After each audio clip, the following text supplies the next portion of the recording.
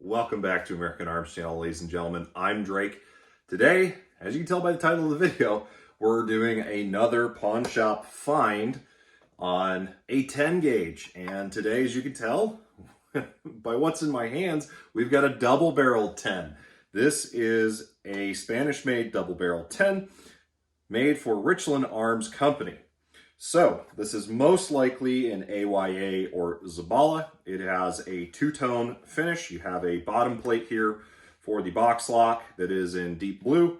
You have deep blue barrels. The frame itself, the receiver, is in the white in more of a bright nickel finish. Has some nice engraving, but it's not super fancy. These guns never were really super fancy. Beaver tail forend with some scuffs and dings. And I've put a slip-on pad just to play with it, but we've got a problem back here. It not only has no butt plate, but it has been cut unevenly at an angle, and there's been some form of glue or epoxy put on, and it has no holes in it. So either somebody chopped this down hastily to get it to fit their shorter frame, or something else. There's some chewing on the stock, and we're going to go through all the things that are wrong with this gun. But why is this so cool? Well, because mechanically, this gun is just about perfect. The breech is tight. There is no wiggle. The water table is beautiful. So it's not only on the face, but the water table's perfect. Forend fits up nicely. Good clicks. Perfect reset to the triggers. Snappy lockup, and the lever is actually just off center, which is kind of a good thing to see. And our chokes look unmolested. But down the barrel, and we'll take a look at this here soon, it looks like maybe at some point our forcing cones were reamed. Not sure why, but also not sure why somebody hacked this off at an angle and didn't fit a new pad to it. So, because of those aesthetic and somewhat functional issues, this gun came in at a very fair price in a local gun store. In a pawn shop, this came in at $500 on the nose. We are going to go over the gun entirely, and we're going to bring her up to speed. Could I put this limb saver slip-on pad on the stock and go out to hunt right now? Yes, absolutely could. The gun is in decent condition, very good condition mechanically and functionally, but let's bring her back to a little bit more high grade here with some cleanup and see if, when we're diving deep, we find any problems. We're also going to check and confirm that the constrictions are accurate and that this has not been chopped or re-choked at any point in time. Being that the mid beads look just, the mid bead, excuse me, and the front bead looks just about perfect, and I'm noticing the front bead is actually a little loose now, so we're going to need to check that out. But this may have been touched, it may have not been. I'm not sure. We will take a look at it and see what it says. But it is certainly not just a nice garage project to bring it back up to hunting standard, but you know, it'll be satisfying to load some cartridges for this guy and take her out. Might actually load up some lead loads, some 1.25 ounces to 1.5 ounces, and go rabbit hunting with it. I love rabbit hunting with a double, and this has got a great carry and swing to it. It's not terribly heavy.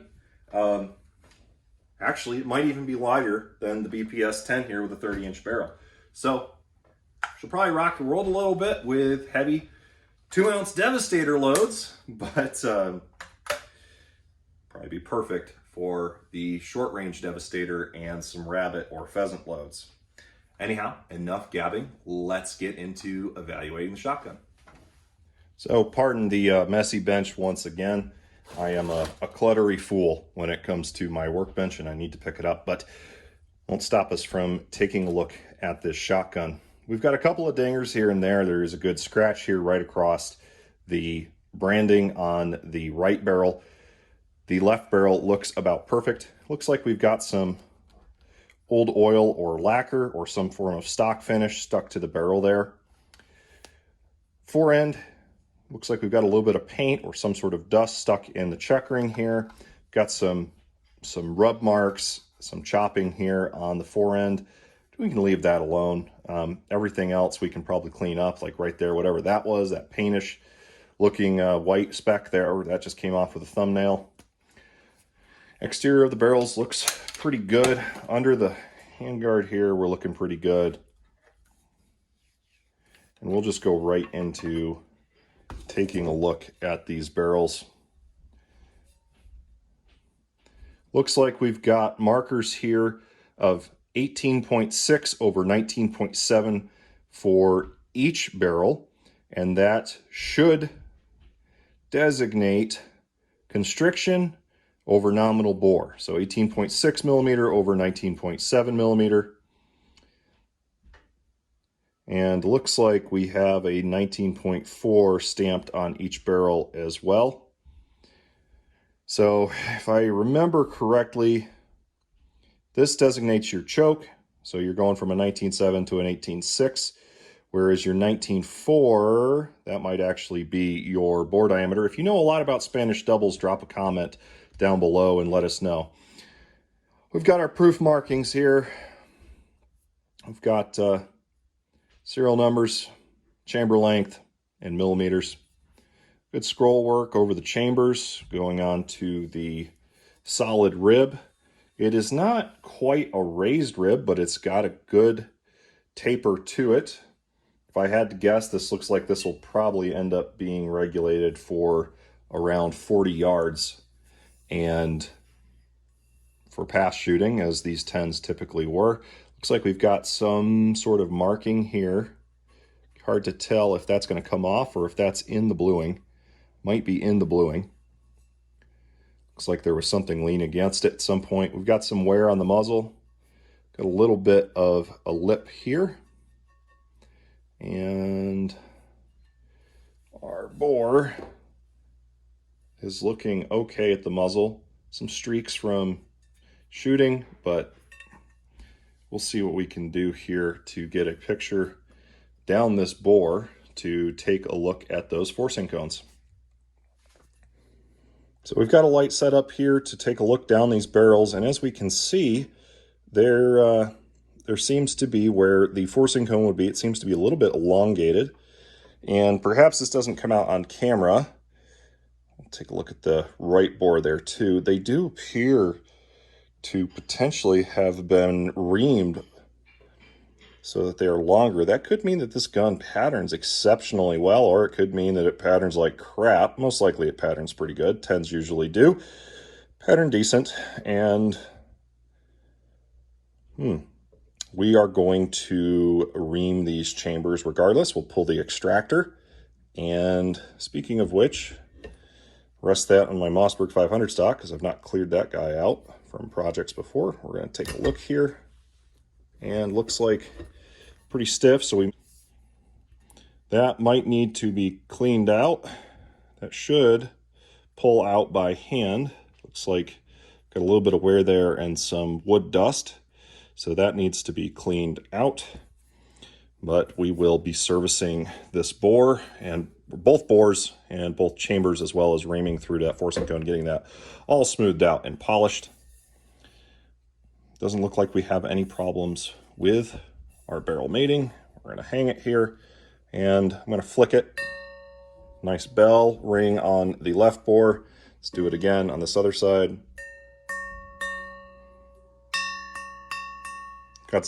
Has a nice church bell ring, and both sound pretty close, so that's a good sign that the solder on the barrels isn't a problem. And I just smacked it into the lever on the barrel vise, or on the bench vise, so that's good. Overall, barrels look decent. Next, a little bit closer look at the forend here, seeing if we have any finishing issues. Nope. Looks pretty good. Serial numbers are lining up. Wood fitment is good. Nothing is loose. That is a very good sign.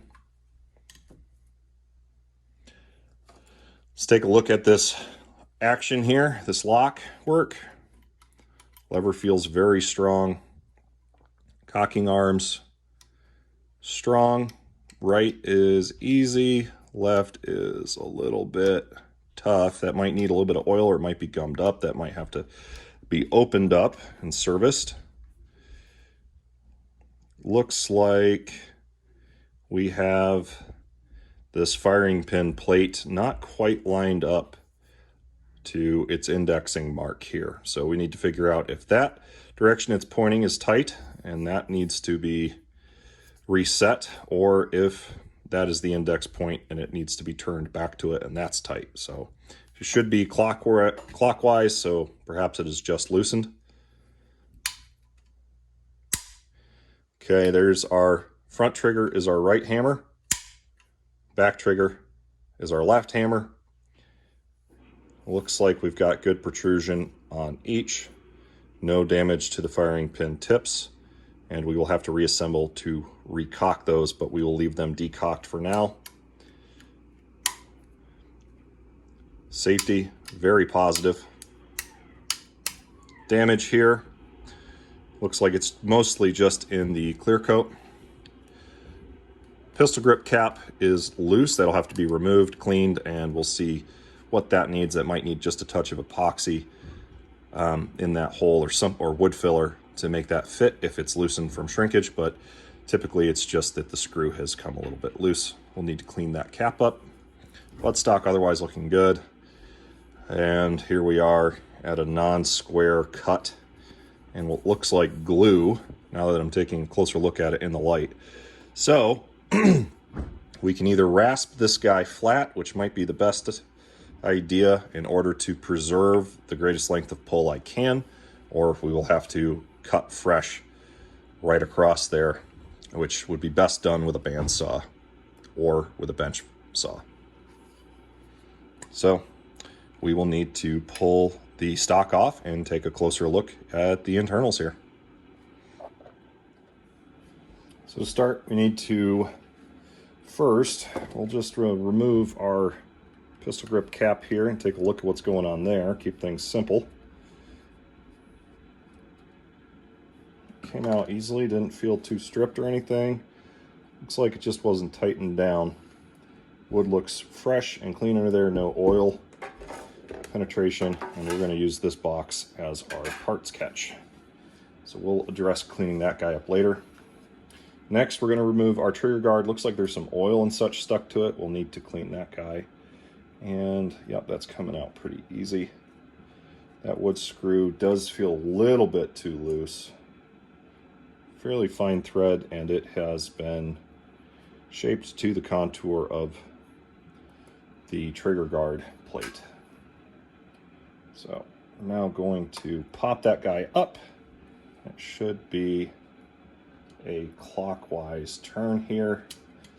Put our safety off, pull both of our triggers, and we should be able to rotate away. Maybe something we have to leave right there for right now. Looks like there's a little bit of rust. Let's see if we've got the right size screw for this. This one should, or excuse me, screwdriver, this one should do. And this is going to hold, let's see, perhaps not. This looks like this has been, someone has been into this before. Was the right size, might need, let's see. Sometimes there's gunk that gets stuck in these screw heads and prevents you from getting a proper turn here.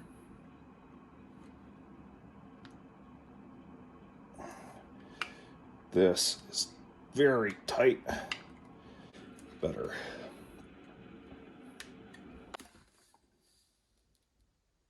Very fine thread here, and it looks like it's compressing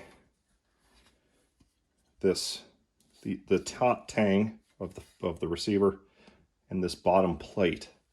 So that may mean we have to remove this guy before we relieve tension here.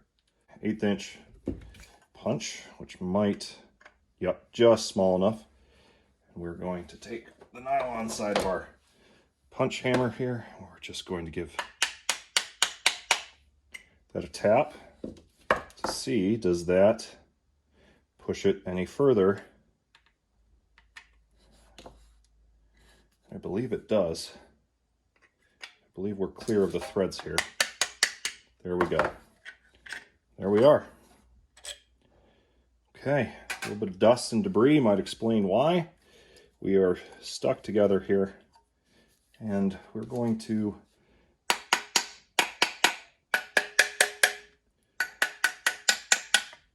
see if that is the only retention, which does not appear to be. You need to remove this one, it does appear. And we might not have a proper size screw that can do it, or screwdriver, excuse me.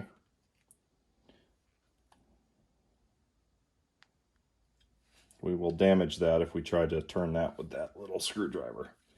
So I have to come back to that portion here shortly, but it does appear that we also have retention through this top tang screw under the lever. So we may need to recock the strikers and see where we land there. So I cannot get that to budge even with filing the nose of one of the screwdrivers, so that might need to be dynamited off at some point, but we can probably work with the buttstock as it is.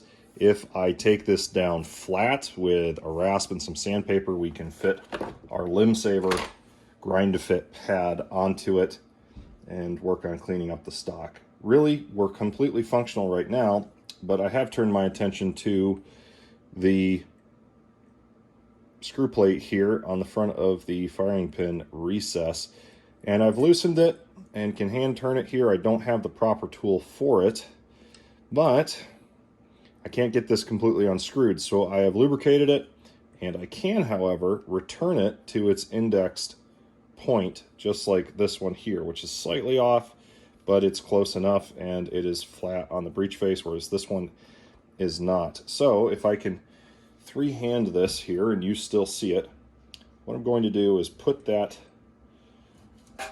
I believe it's a 1/8 inch, or no, this is a 3/32 inch punch here, excuse me. I'm just going to stand her, and I'm going to use the nylon end of the hammer here, and we're just going to lightly tap this down to get that to rotate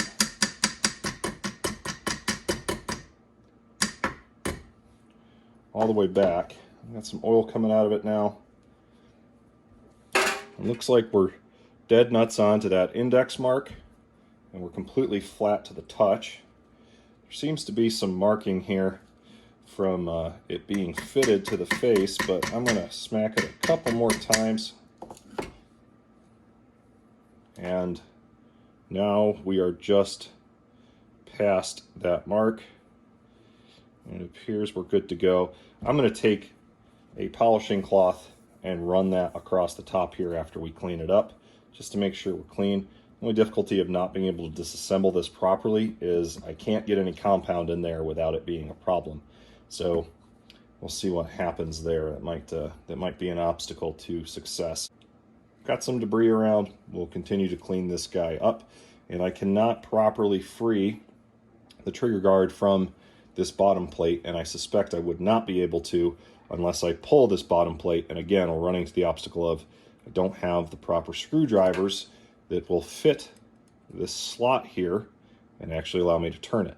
Yes, this little guy fits, but it's in there hard enough that this little guy is probably going to damage this screw if I try to turn it, and that is the case. So don't know quite what the solution would be in this scenario, but we're not going to ruin anything, especially if it's already functioning. So we'll focus our cleanup efforts on what we can touch. We're not going to dynamite this apart with improper tools and ruin stuff. So let's take a look at the forend now. We should be able to get the forend out with the tools we have at hand. And let's see here. Hopefully I don't eat crow with that statement. Yep, looks like we're going to come out. And really what we're doing here, we're removing the hardware so that we can properly service this and clean it up, both the wood and the hardware. So that seems to be loosened up. This guy here hopefully will be the proper, yep, I can get this guy loose too. Careful with him. We'll just drop him in our catch tin here. Hopefully, yep, pop right off. There we go. Take the mechanics of that out and push out our little bolt. Our escutcheon looks like it wants to stay in, and I'm not going to argue with it. We'll clean that with a cloth. I don't see any cracks, deformation, problems. Serial number on the wood matches the frame and everything else, so that is good. Let's take a look at this hardware here. Lock is perfect. I don't see any debris other than here at the latch, which is normal. I've seen this on a lot of doubles. So we'll clean up the old grease from here. We will remove the debris and we will re-lubricate and reinstall. This just needs a gentle wiping down with a fresh cloth and probably a little bit of maybe a toothbrush or a nylon brush to gently coax out that debris in the checkering. Checkering is actually very nice. It does not need to be touched up. So yeah, we're looking pretty good on the forearm. So we're just going to take our nylon brush here and use the little end to get some spots here on our hardware for our forend. Just get a little bit of that Hoppy's cleaner on there, clean off some of the debris, the old grease, and we'll let that sit. And then we will re-lubricate lightly because this is going back into wood. We'll go from there. Nothing I'm seeing right now really requires the gun to be blown apart completely, so we're not going to have to do much. The main focus on repairs is going to be polishing, reaming, or not reaming, excuse me. We're going to hone and polish the bores. We're going to make sure our muzzles are good. We're going to clean the barrels. We're going to clean the frame, clean the hardware, and then we need to face off our stock and mount our new butt pad and then grind it to fit. Obviously not grind it while it's on the gun. I'm also going to take these screws here. I'm going to take that off. This particular firearm, I don't know when it was imported, but I'm not seeing any import marks other than the Made for Richland arms. And so it is probably it might very well be pre-Gun Control Act and have come in the 50s or the 60s. Most of the later imports are going to have what you will see on a lot of milsurps, where somewhere on the barrel or frame, they're going to stamp the importer's information, full details, etc. Usually electro-penciled. But on this gun, I'm not seeing that. It's just made for Richland Arms in Spain. Brush up on our...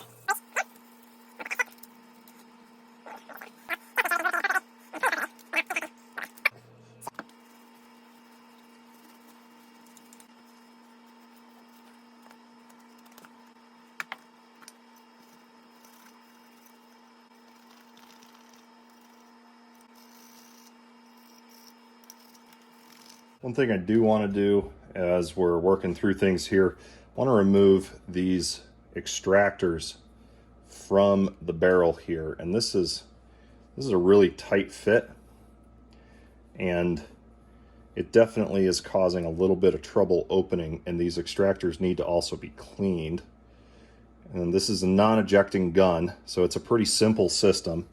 So really, the challenge here is going to be getting that little screw out. Let's see if it wants to turn. No, we need a properly sized screw here. Let's see.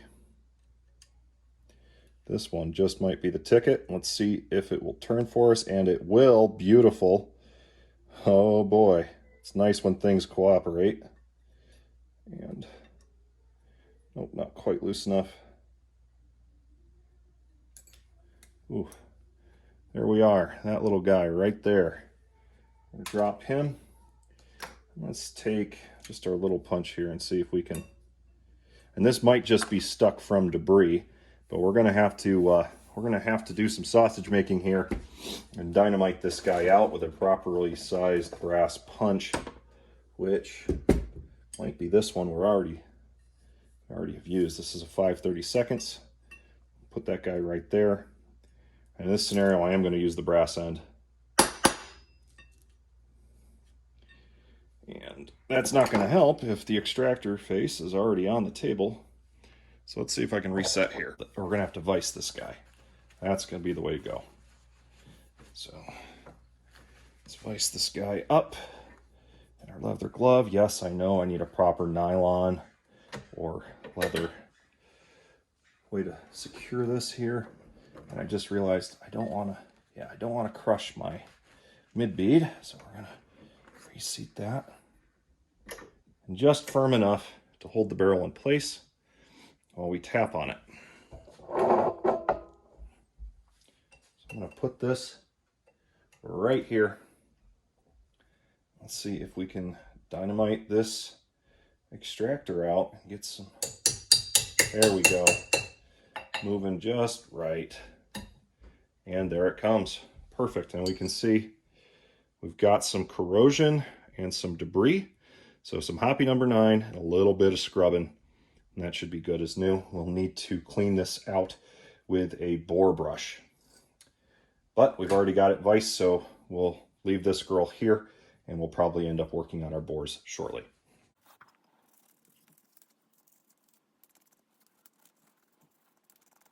All right, 22 caliber bore brush is going to be perfect for scrubbing the inside of this extractor channel, and we're just going to feed it on through with a little bit of hoppies. We don't need to get too aggressive with it. We just need to get that debris out of there.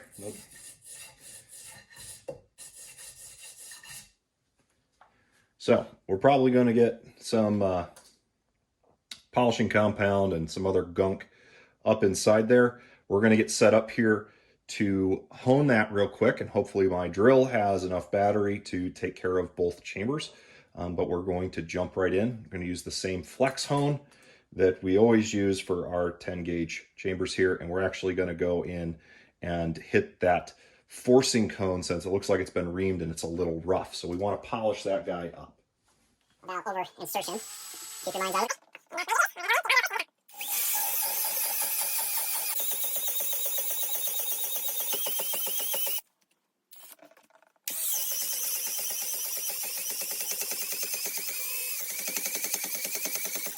So I found one of the best ways to clean this out other than washing it out is to just take a wad of paper towel and push from the muzzle to the chamber and pop it out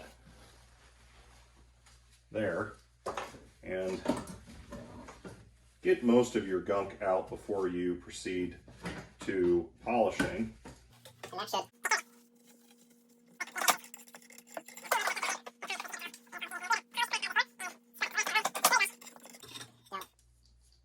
So again, before we get to polishing here, we're just going to give this guy a good scrub, and that leftover oil from the flex hone will help scrub out our bore.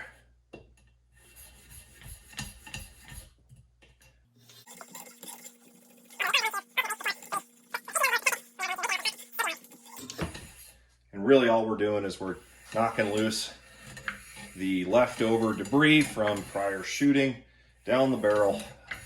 I've done it this way multiple times. Yes, you've got some material from the hone itself. It also acts as a bit of a polishing compound.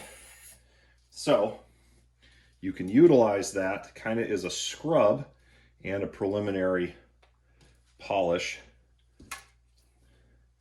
We're actually now going to take our bore swab and run it in and out of the bores really quick. And because this is an older one and it's already had polishing compound on it, it is prime for this task. You can polish by hand, and that's the beautiful thing. And we already feel like glass inside. Part of that's lubrication from the oil.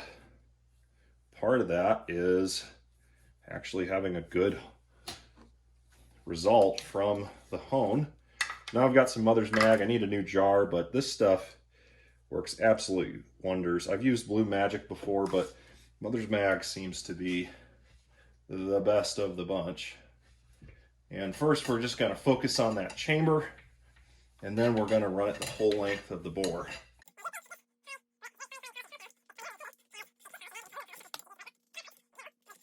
All right, so here's the barrels. We've completely cleaned them off with hot water and dish detergent. And so they are going to need to be re-oiled here pretty quick. Still got to clean out a few small spots here at the chambers and the extractor recess. But let's take a look with the light here and see how we're doing for our bores. Okay, there's the right bore. Very beautiful and shiny. Super smooth to the touch.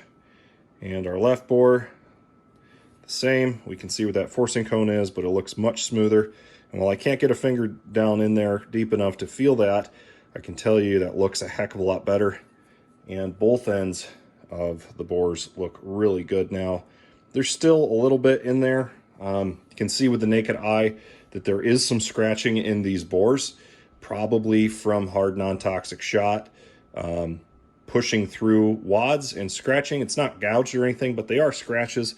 They can be honed out, but they shouldn't affect patterns at all. And this is going to be a hunting shotgun, so we'll go from there. So we need to re-oil the barrels after I finish this cleaning down here, but we also need to thread lock the mid bead and the front bead because neither one of them is tight. And it shouldn't take much more than hand tight after putting a little bit of blue thread locker on them. You want to be able to remove them if needed with just a touch of heat or just a little bit of mechanical leverage, but we don't want to cause an issue by trying to torque them down and then snapping something off. So we're going to leave them just a little past hand tight there with some thread locker, but bores are looking pretty good, and we'll wrap that up.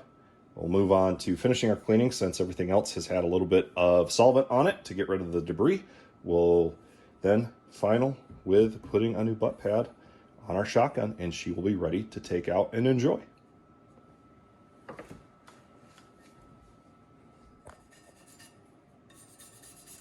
Just going to scrub some of the debris that I'm seeing show up in this rib, and this rib is in really, really good shape.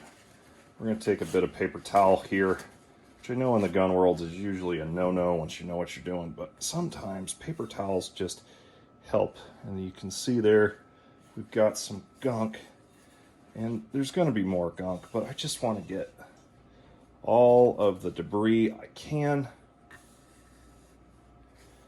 out of there. And sometimes a little bit of oil or solvent helps you do that with a paper towel. If it's a checkered rib, good luck. That pretty much needs an ultrasonic cleaner or a lot of patience and a hand towel. But got my can that I had to pop. We're going to spill oil everywhere. We're just going to hand rub this grill down, and we will use a proper cleaning cloth to wipe off the excess here. So there we go. We're hand rubbed, and we'll wipe the excess off shortly. All right, last thing here before we finish up with our barrel, we're going to take out the front and mid bead. I'm going to start the mid bead. I'm just going to use some of this JB Weld Permalock blue Loctite here. Looks like maybe it had a dab of blue Loctite at some point in its past, but it's going to get a little bit more here today. And we're going to be messy because mid beads are tiny little things. And so our front beads, we're going to turn that guy in. And because a paper towel does a great job of taking care of the excess and getting that off the rib, we're going to just get that guy there. Just like that. And once that cures, that should keep her from backing out under fire. And we'll just periodically, when we're inspecting the gun, cleaning, check on that, make sure it didn't do anything. I'll do the front bead off camera, and then we'll move on. Well, after that last segment there, I actually went on quite a bit further and performed a few more adjustments, primarily to the extractor to get that fitted correctly. And then I messed with the butt pad, and as you can see, I have the Limb Saver grind to fit small size butt pad on the stock now. This took a little bit and went across a couple of days, but my biggest problem was that most of the work I performed on the rest of the gun, minus the stock, I lost because, well, it didn't actually record. I ran out of memory and did not realize it while the camera was recording. So unfortunately, you've lost that. But really what it came down to was a lot of time just tinkering. And this video is already too long. So because I've not been able to break into the action yet, because I don't have an appropriately sized screwdriver, we will save that for another day. But everything is working properly. I've not fired the shotgun yet, but we've got good brakes on our trigger. We're recocking properly. We're actually opening and closing better because our ejector is properly fitted. The ejector rod actually was bent and binding inside of its channel, and then the guide post that is here on the barrel that also acts as a lockup point for the cross bolt with the thumb brake lever was slightly out of shape. Not sure how that happened. Maybe it was never fitted correctly whenever this was manufactured and sent here to the States, but nonetheless, it's working properly now and the lockup is beautiful.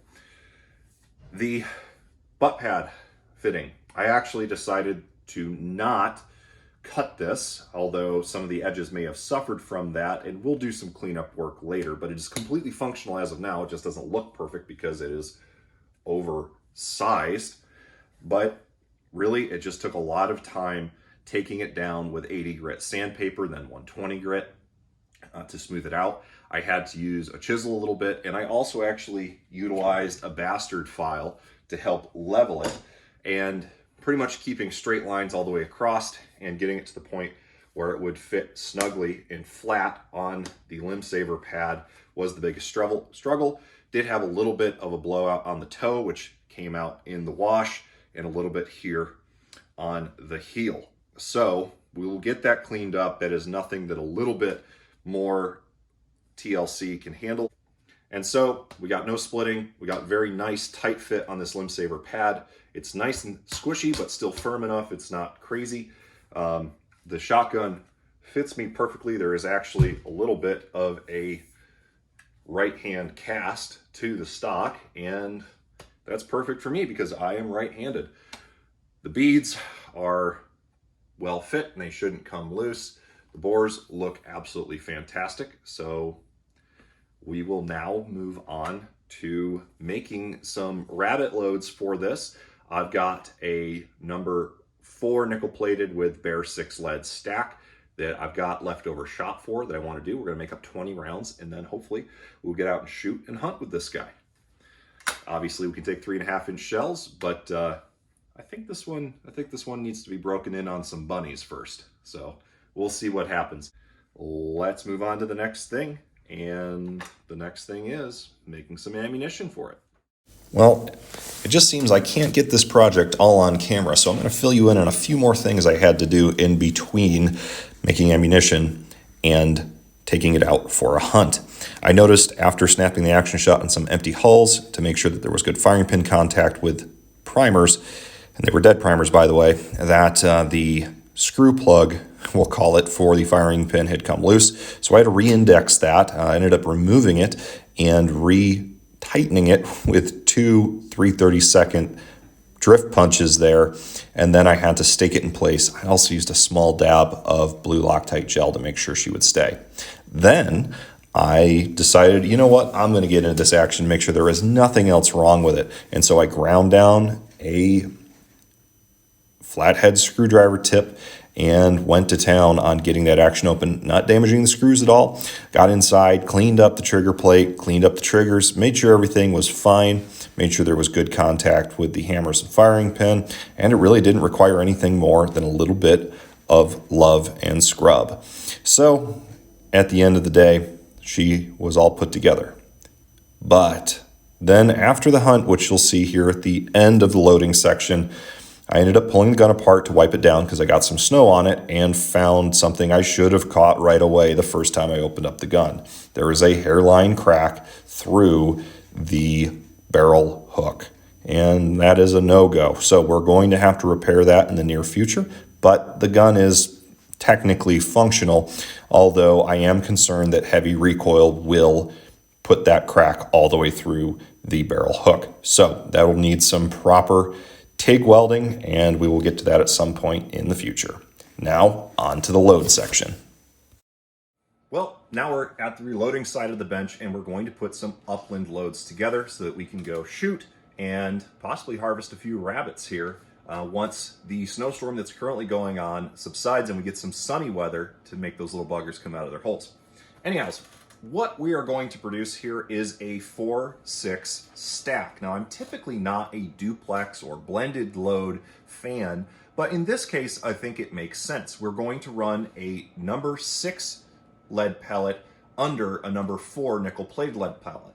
And it's mostly because it's what I have laying around. I think nickel-plated to nickel-plated would be best, and there would be no consequences for substituting it. But we have some standard chilled Eagle shot number 6 bare-plated, or excuse me, non-plated bare lead, and we have some BPI number 4 nickel-plated lead.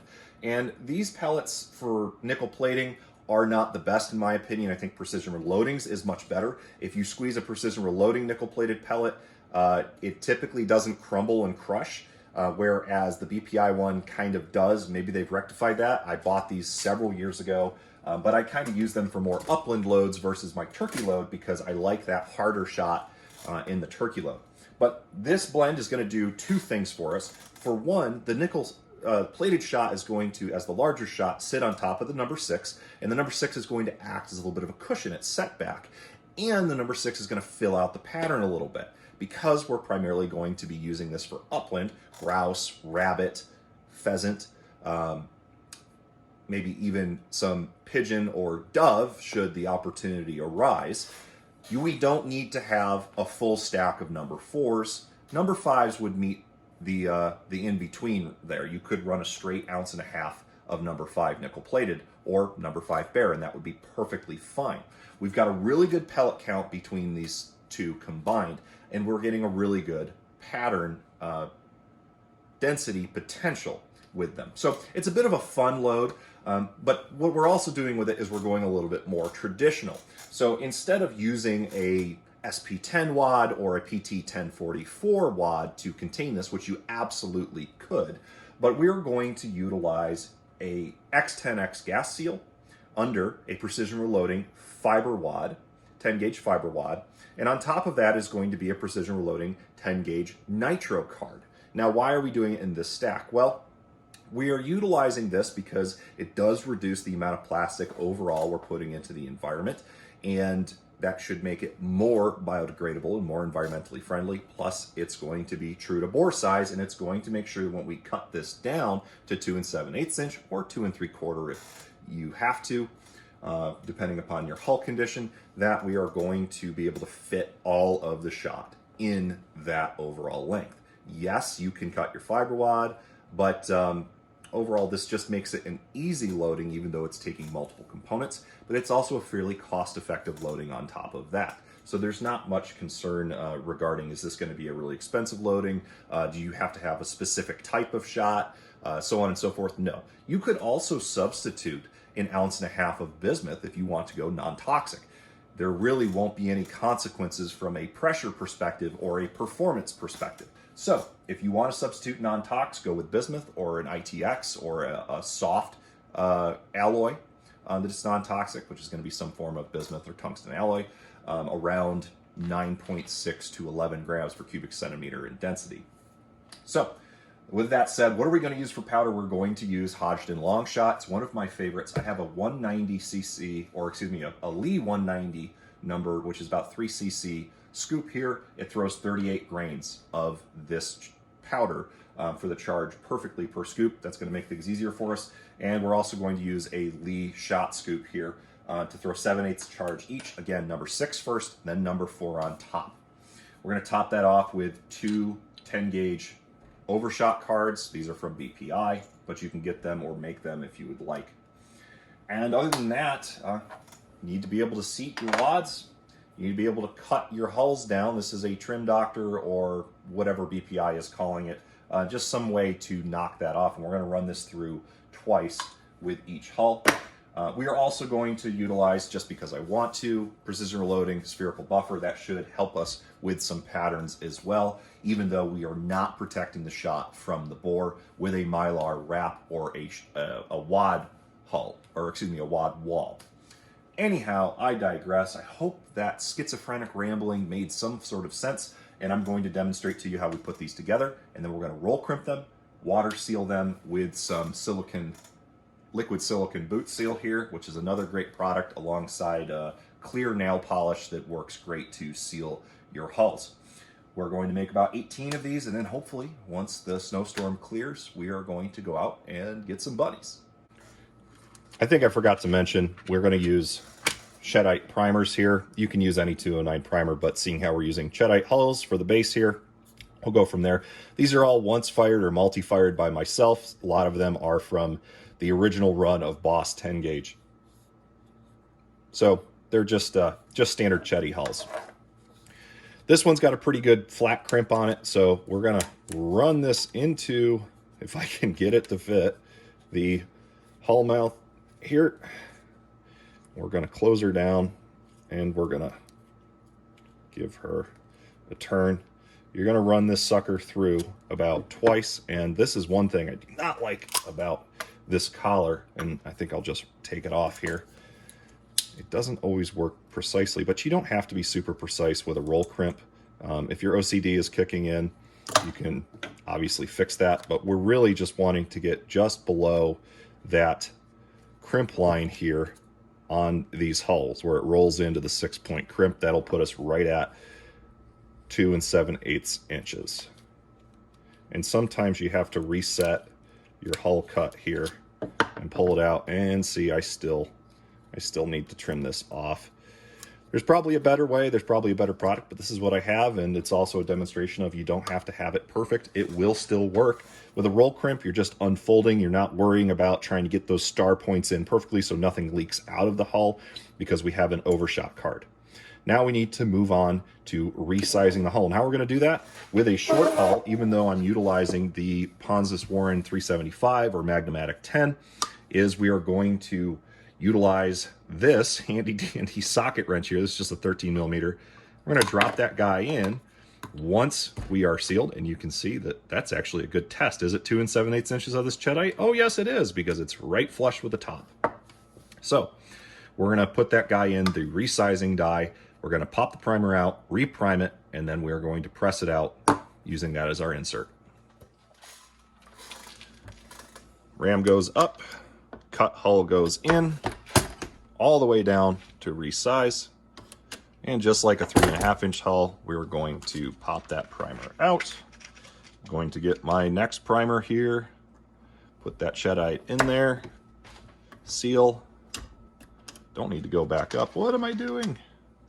Drop that long socket back in there, and that is going to press right against this solid rod here, not damage the hull at all, and it's going to pop it out just like normal. And there we go. Dump that out, and there we are. We have a primed hull, and you can see that that's not perfectly shaped, but it's going to seal just fine, and we will relabel this once we're all done. But our primer's in there nice and tight. Okay, with our freshly cut, resized, and primed hull, we can now move to loading. Got my long shot here in a little dipper dish, and that is exactly 38 grains. And just to prove it, we have zeroed out this scale. It is set to 38 grains. I'm going to drop that scoop in, and it looks like we're actually just a touch light on that scoop, which will probably put us at 37.8 or 37.6 grains is what it looks like. Yep. So you're going to have a little bit of variance doing a scoop and not doing it precisely, but you're not going to see that much of a variance in the velocity. You're still going to be landing in between that 1,250 to 1,300 foot per second in standard atmospheric conditions. If it's really cold, long shot is somewhat sensitive to temperature changes below 40 degrees, I've found. So that can have impact, but if you're getting that shot charge above 1150, above 1,200 foot per second, you're in the optimal range anyhow. You won't notice a difference on game. Besides, we're throwing number 6 pellets as well as number 4 nickel-plated pellets. It's going to do everything it needs to inside of the standard Upland Game window. We've thrown that shot charge. She's seated down in there. We're going to put our X10X in, run that home real quick, and you can do this with a press. You don't have to do it manually. We're then going to take our fiber wad, tight fit. If I cannot throw that around, we're good to go. Then put our nitro card, good to go. Now here comes the fun part. Shot and buffer. So got that leveled out, 7/8 ounce approximately of number 6, 7/8 ounce approximately of number 4 nickel plated, goes right on top. Then we are going to take our approximately 3 cc, our 190 labeled lead dipper here, and pour that in. And we're just gonna tap until we see pellets on top. And then we are gonna take our 2 overshot cards and put them in the top. And we're going to seal that up, and as you can see, we're getting right around 3/8 of an inch, a little bit more here. You can go a little bit higher and still get a good crimp there, but I find that this is going to not only make the hull a little bit handier because she's not as long, fits in the pocket better, just like a 2 3/4 inch 12 gauge, but you're going to get a better crimp and better pressures overall. This load should be right around the 10,000, 10,500 PSI mark in standard, I would call warm temperatures. In colder temps, it's probably going to drop a little bit, but it's not a very high pressure load at all, although it will be getting downrange at a good pace. Again, please disregard the calamity that is my workbench. It's terribly cluttered, but still somewhat functional. We've got the BPI roll crimper here on just a regular old 5-speed drill press. Yes, it's in poor condition. Please ignore the control housing that is falling off, but still functional here. So we're going to turn this guy on. We're going to crimp it real quick. Oh, and one thing before, I'm going to actually hit this with a tiny spray of one shot. I find that helps out a lot with getting a good crimp and not burning the hull. So here we go.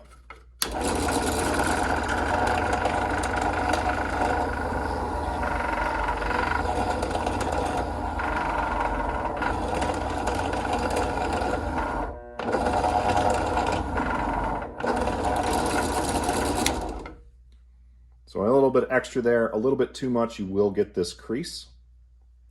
But overall, it's perfectly fine, and we'll take this back and seal it up now.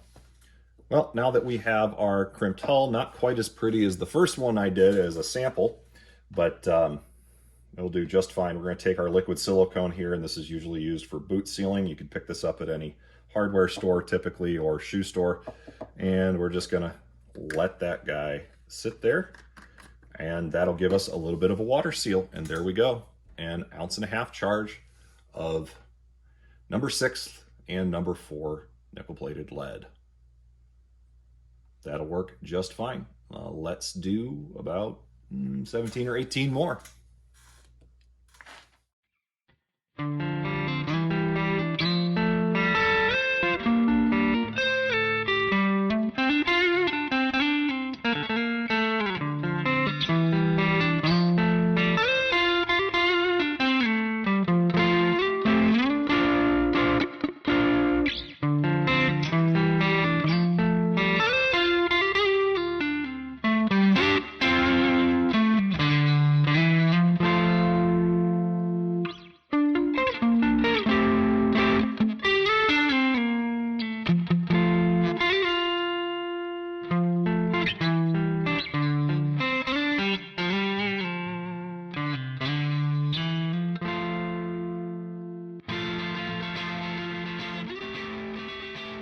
And there we are. We have 20 1.5 ounce, 2 7/8 inch, about 1250, we'll call it feet per second.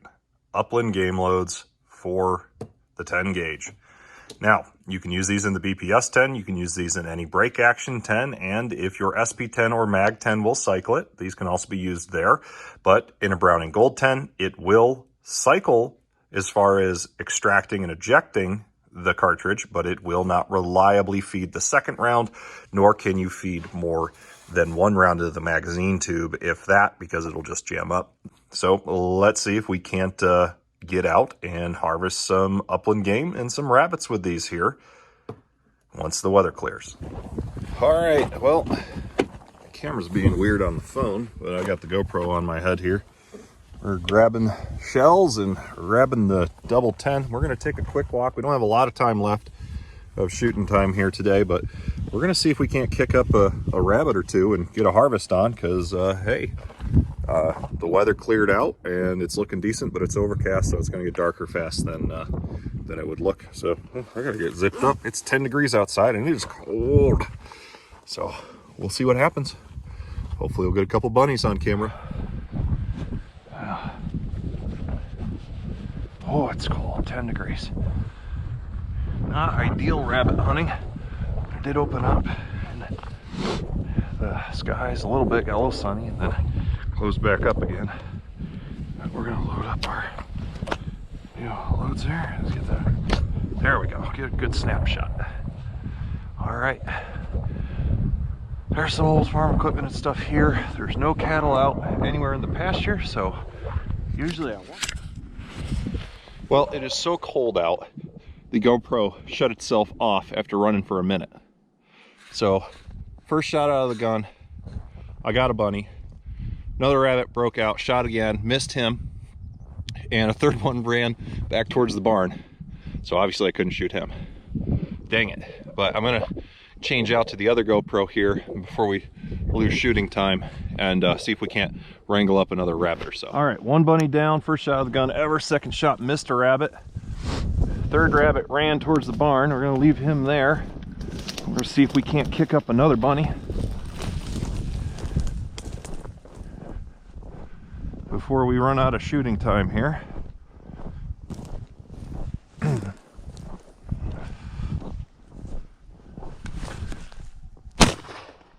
Got him.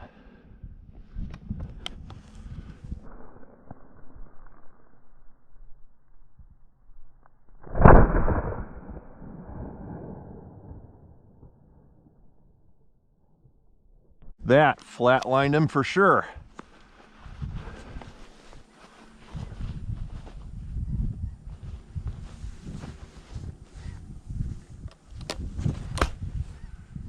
Right.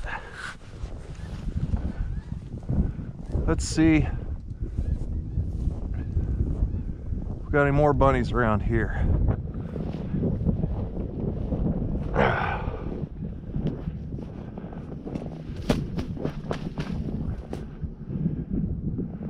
Nope.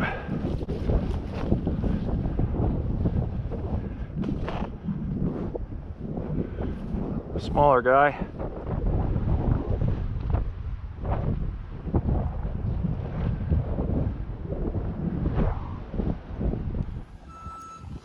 Well, there she is. I fell in the snow and got snow in her in the barrel, so she's gonna need a wipe down, but there we go. Pawn shop find, fixed up, cleaned, and then upland loads made, and here's the result. First 3 shots out of the gun, 2 bunnies, 66% hit ratio. There we go. Made it just in time to get a couple rabbits before shooting time was up today. Life is good, and I hope you guys enjoyed the video. As always, God bless, keep your powder dry. More 10 gauge stuff to come. We'll see ya.